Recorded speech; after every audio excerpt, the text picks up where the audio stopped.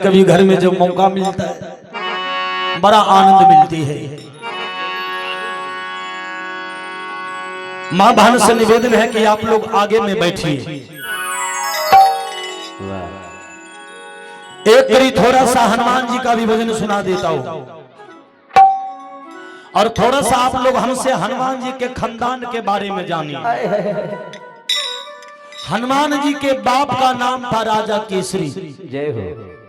हनुमान जी के माई का नाम अंजनी, हनुमान जी के नाना का नाम गौतम ऋषि, हनुमान जी की नानी का नाम अहिल्या, हनुमान जी के मामू का नाम चिरकारी।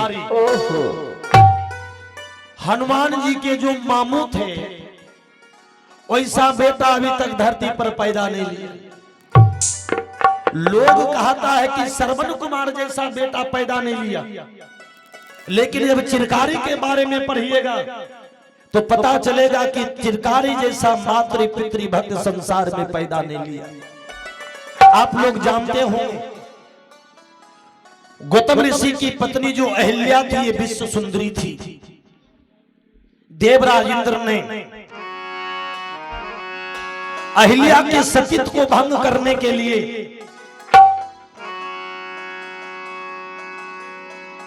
12 बजे रात्रि में रूप बदलते हैं। इस चंद्रमा को जो देखते हैं, इस चंद्रमा 15 दिन घटती है, 15 दिन बढ़ती है। सतयुग जब रहे ना तो चंद्रमा घाटा यार नहीं रे, अंधरिया होबे नहीं करे जी। और सतयुग में ही चंद्रमा को श्राप मिला। गौतम ऋषि की पत्नी अहिल्या के सतीत्व को भंग करने के लिए देवराज इंद्र चंद्रमा को साथ किया। आ चंद्रमा छिए मर्द, बहुत कलक चंदा मामा, बुझलिए वो मर्द है। आ चंद्रमा का 27 वो पत्नी, क्या गो कहे 26 क्या गो देख क्या गो 27 गो। आ 24 घंटा में 27 नक्षत्र पार करता है। राजा दक्ष का 60 गो बेटी, 60 गो बेटी में 27 गो बेटी के शादी चंद्रमा के जो जी, चंद्रमा के 27 गो पत्नी। आ फिर भी एक सती नारी के सतीत्व को भंग करने के लिए मुर्गा का रूप धारण किया। अब न मोबाइल चल गए, आ जहिया से मोबाइल चल तहिया से लोग का प्रेम खत्म भे रहे। नहीं, बाप बेटा में भी बातचीत नहीं होता है। यहाँ तक कि पति पत्नी में भी आदमी को प्रेम समाप्त हो रहा। कन्या के देखबे घर में भाई दिन है नहीं, ये मोबाइल बिल्कुल बर्बादी का कारण है। मोबाइल के चलते ये भी बहुत आदमी का हार्ट अटैक आ जाता है। वो देखते देखते दिमाग कमजोर हो गया और हम लोग धीरे धीरे विनाश की तरफ जा रहे हैं। तो मैं सुना रहा था, देवराज इंद्र चंद्रमा से कहा कि तू मुर्गा बन जा, आ गौतम ऋषि के कुटिया में जाकर आवाज लगा। आ गौतम ऋषि के कुटिया में जब आवाज लगाओगे तो गौतम ऋषि समझेगा कि सुबह हो गया, नहीं तखन तक घड़ी रहे नहीं। जय मुर्गा बोले तो लोग बुझ जाए कि भोर भे गए। आए तो जते न मुर्गा फार्म भे गए के भर दिन मुर्गा भर रात बोलते रहे नहीं, सब सिस्टम गड़बड़ हो रहा है। ठीक चंद्रमा ने मुर्गा का रूप धारण करके गौतम ऋषि के कुटिया में आवाज लगाया। गौतम ऋषि का आंख खुला, सोचे सवेरा हुआ है, विजय भोर भेलो। गौतम ऋषि जगह कमंडल लिए महात्मा थे, सोचे जाता हूं गंगा स्नान करने। चल दिए कमंडल लेकर। गेट पर गौतम ऋषि की बेटी सोई थी जिसका नाम था अंजनी। गौतम ऋषि कमंडल लेकर गंगा स्नान करने चले। और उसी बीच देवराज इंद्र गौतम ऋषि का भेष बनाकर कुटिया में प्रवेश कर गए। और उस समय 12 बज रही थी रात्रि। जैसे गौतम ऋषि गंगा नदी के तट पर पहुंचे, जैसे गंगा में पांव रखना चाहते हैं, मां गंगा प्रकट हो गई और प्रकट होकर के बोली, हे गौतम ऋषि,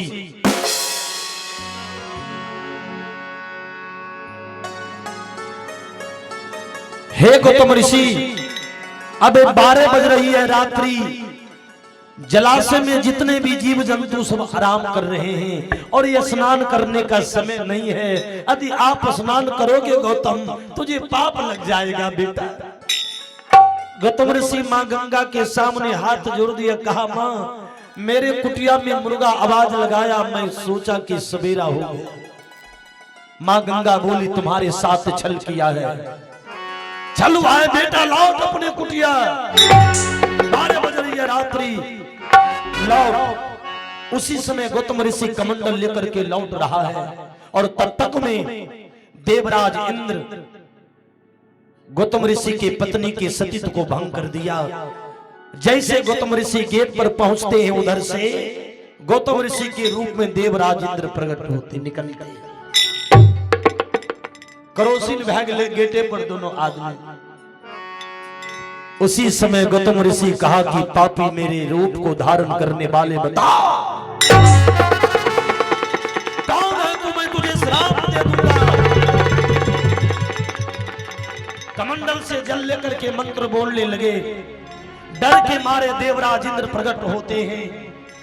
गौतम ऋषि श्राप दिया कि जा रे पापी, देवता होकर के एक सती नारी के सतीत्व को भंग किया है, जा तुम्हारे शरीर में हजारों भंग हो जाएगा। श्राप दे दिया। आज चोर के मददगार रहे छे, लाइन दे वाला, चोरी करवावे वाला, ओकरा ज्यादा पाप लगे छे जी। साथ में कौन है? चंद्रमा, जो मुर्गा का रूप धारण किया है, कहा तुम भी असली रूप में आओ। चंद्रमा असली रूप में आए। गौतम ऋषि श्राप दिया कि जा रे पापी, आज से तुम्हारा कला दिन प्रतिदिन घटता जाएगा। महीना में एक दिन तुम्हारा कला संसार देखेगा। 15 दिन तुम घटोगे, 14 दिन घटोगे, 14 दिन बढ़ोगे, एक दिन तुम्हारा पूर्ण रूप होगा। एक दिन पूर्णिमा में हो जाए चंद्रमा के पूर्ण रूप, अमावस्या में हो पूरे रात अनहरिया। ये गौतम ऋषि का दिया हुआ श्राप है। गौतम ऋषि का 4 वर्ष का बेटा है।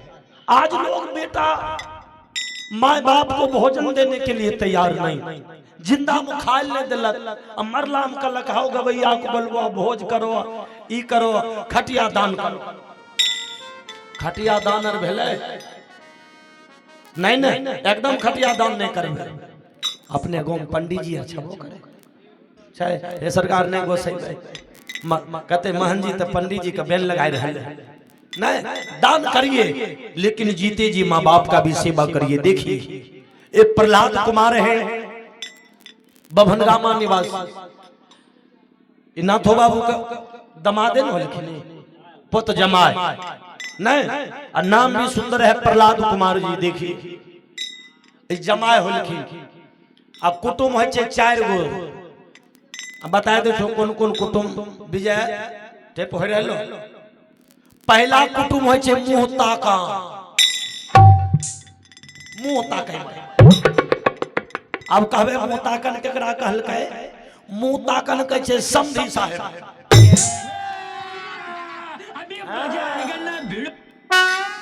देखबे समधी आर गेल त दुहारे पर से टुकुर टुकुर मुंह ताकलक। कखन नाश्ता वाला प्लेट एते तो तोरवा समधी थोड़े लगे तो भले मुंह ताकनी। बचवा को बैठाइए, रे बाबू बैठ जानो, बच्चे को बैठाइए।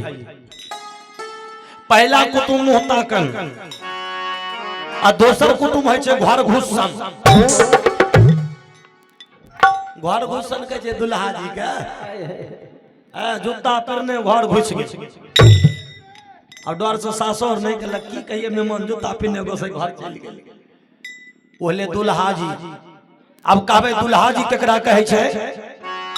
दुल्हा जी ओकरा कहे छे जे सार के सरोज के सास के ससुर के तिलक में दुहली ओले दुल्हा जी। कोई न कोई तिलक ले वाला जहां बैठले हो की आए ठीके कहलो तिलक ललके रगाड़ के। हां अच्छा सब तिलक निकलता बुढ़ारी में आओ एगो के निकल रहले हे पूछियो एक दिना कन्या एक लोरी मारलक एक छोली कपारे फोड़ देल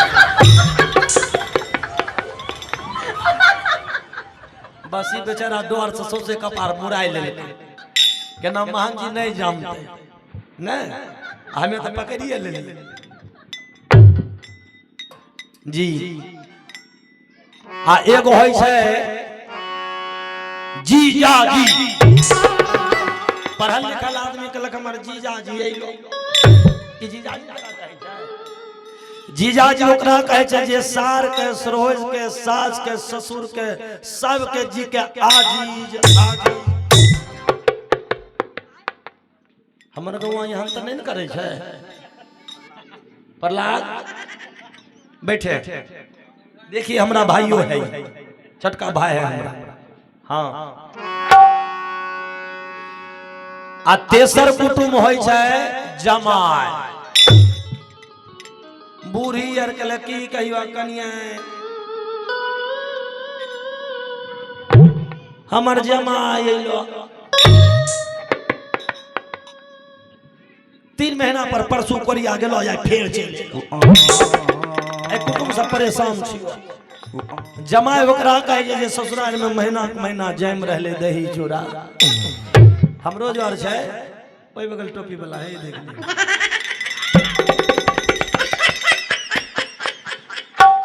ओहो बेचारा के कतो लोरी के मार लगे छै तइयो ससुराल से भागै नहीं छी।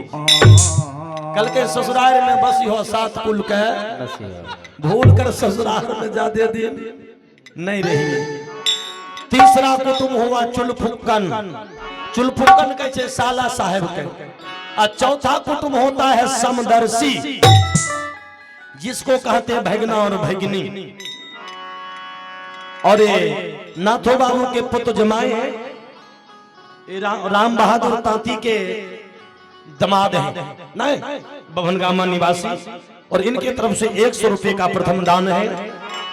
बहुत धन्यवाद भगवान आपको सुख और शांति का दान दे। मैं सुना रहा था गेट पर जो गौतम ऋषि की बेटी थी जिसका नाम था अहिल्या।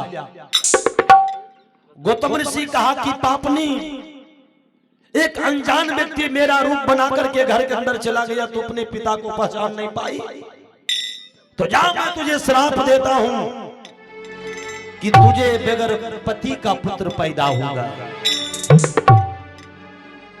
ध्यान दीजिए अंदर जब गए तो गौतम ऋषि की पत्नी अहिल्या देखते पतिदेव आप कहा पापनी तू सती नारी होते हुए भी अपने पति को पहचान नहीं पाई।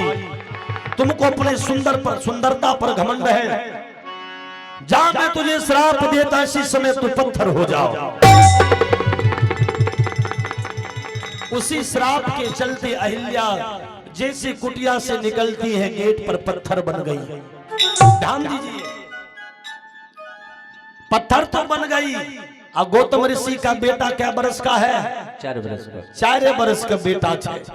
भोर भेले बच्चा का आदत होय छे देखबे जे भोरे बच्चा जगते न ओकरा माय पहला नजर में मिले के चाहिए जी। बचवा जो जगह अपने मां को ढूंढना शुरू किया लेकिन माय तो बेचारी पत्थर बन गई है।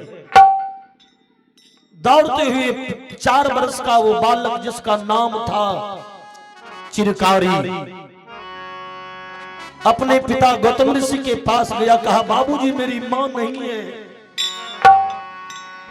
तब तो गौतम ऋषि सोचने लगे मैं अच्छा नहीं किया, आज एक बच्चे को मां से जुदा कर दिया। गौतम ऋषि कहा बेटा चल पहले भोजन कर। बचवा कहा नहीं बाबूजी माँ का दर्शन भगवान का दर्शन होता है। जब तक ये बेटा अपने माँ का दर्शन नहीं करेगा भोजन नहीं करूंगा। रोने लगा, चिल्लाने लगा कुटिया के चारों तरफ।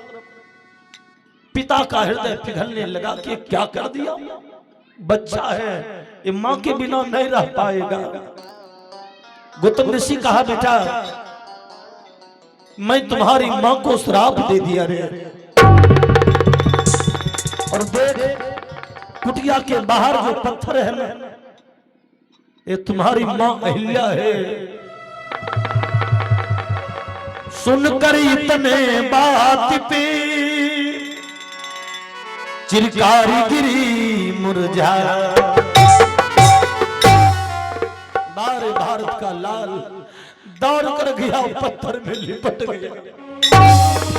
रोने लगा, बारे पुत्र कहा पिताजी मेरी माँ को लौटा दीजिए, कोई उपाय बताइए मेरी माँ के उद्धार का।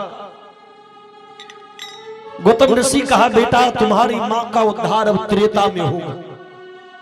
अब सतयुग समाप्त होने वाला है, सतयुग के बाद द्वापर आएगा, द्वापर के बाद त्रेता आएगा। और त्रेता में जब रामावतार होगा राम जी आएंगे और राम जी के चरण के धूल से तुम्हारी माँ का उद्धार होगा। चिरकारी कहा तब तो तपस्या करूंगा मैं अपने माँ के उद्धार के लिए। और 4 वर्ष का बालक 12 वर्ष तक अखंड तपस्या किया।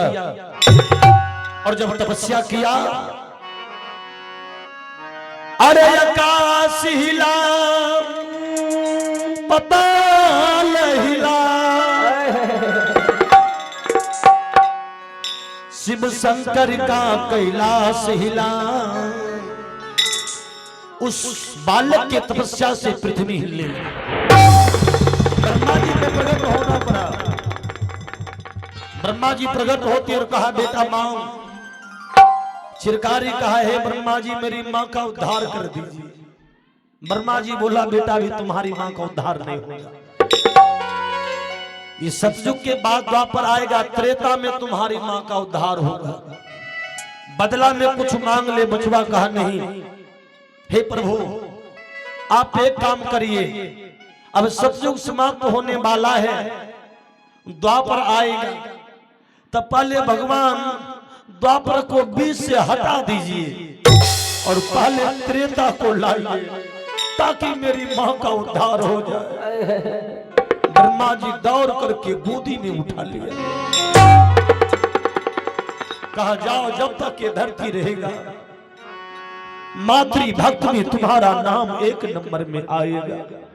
जाओ आज तुम्हारे तपस्या के बल से युग को बदल दिया तूने। तखनीय भगवान द्वापर का हटाए के पहले त्रेता कर ले लिखे। बोले अपने अपने माता पिता की जय हो। इस पुत्र की भक्ति है, इसीलिए निवेदन करेंगे आप लोगों ने श्राद्ध में बुलाए हैं। माँ बाप से बढ़कर के संसार में कोई तीर्थ नहीं है। जय हो। आइए मैं आप लोगों को कहानी की ओर ले चलता हूं।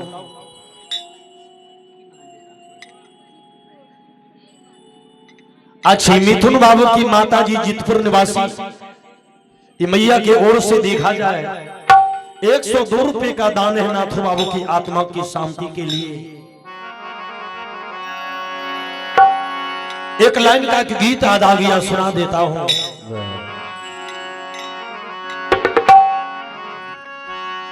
अरे चके में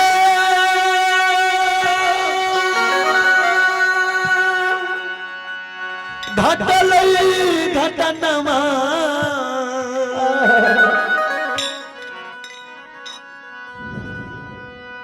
कतहु न मनामा लागी राम।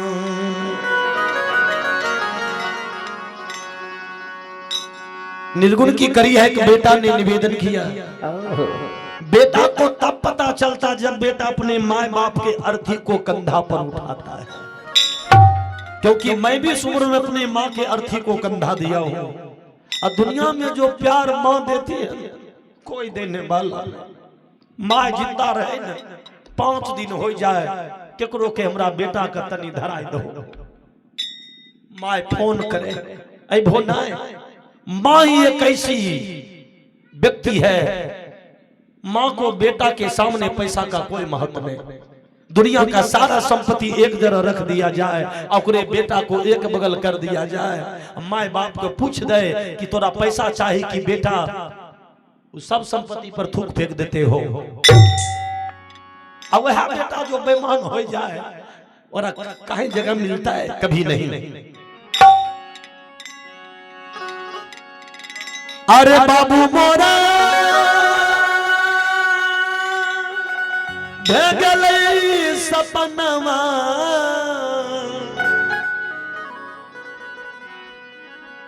कतहू न मनमा लागे